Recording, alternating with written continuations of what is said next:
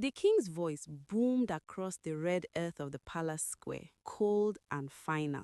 The trial is over. Prince IKENNA has brought the great hive's nectar. Adaeze, prepare yourself. You'll be his bride before the sun touches the horizon. I stood on the raised mud platform, the weight of my coral bead crown feeling like a leaden cage. IKENNA stood before me, his leopard-skin tunic smelling of blood and arrogance. He held up a golden jar, smirking at the village boy standing in the dust below. Obinna. Obinna, the orphan who had nothing but a faded loincloth and a scarred pair of hands, looked at me. His eyes weren't filled with defeat. They were filled with a secret. Wait! Obinna's voice was quiet, but it stopped the king's breath. The prince's jar is full of sugar and water. The true golden gift is still in the cliffs. IKENNA laughed, gripping his iron staff. And who will believe an orphan with empty hands? Obinna didn't speak. He simply opened his small leather pouch, and the air in the square suddenly turned into a whirlwind of wings. To the village of Omu, I was the Sun Princess, a prize to be traded for alliances. But to myself, I was a prisoner of the palace walls. My only escape was the secret stream, where the white lilies grow. That was where I met him. Obinna was the boy no one wanted, an orphan who lived in a hut of sticks and fed himself by gathering wild honey from the highest cliffs. "You shouldn't be here, princess," he said, the first time he saw me, his sun-bronzed skin glistening as he climbed down from a tree. "The bees here have tempers as sharp as your father's guards." "Maybe I prefer the bees," I replied, watching the way his scarred hands moved with such gentleness. For a year, the stream was our world. He taught me the language of the forest. He showed me how to move through the ferns without snapping a twig. While the princes brought me gold and ivory, Obinna brought me the smallest, sweetest honeycombs and stories of the stars. I didn't want a crown.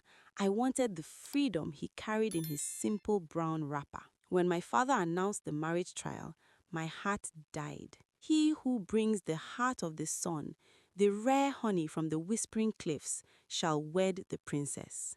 It was a death sentence.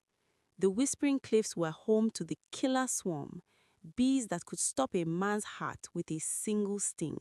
IKENNA, the prince of the north, didn't go to the cliffs.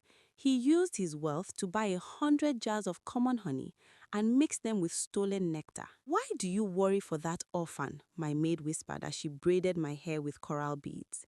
"IKENNA is rich. Obinna is a nobody. He will die on those rocks." But the night before the trial, I found Obinna at the stream. He was covered in fresh stings, his muscular arms trembling with exhaustion. "Obinna, stop," I begged, touching the scars on his forearms.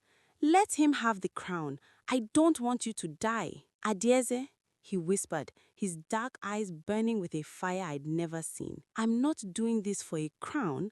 I'm doing this because the forest knows who belongs to it, and I know who I belong to." Back in the palace square, IKENNA's jar was declared the winner. But as Obinna opened his pouch, a strange, sweet song filled the air. It wasn't the sound of angry bees.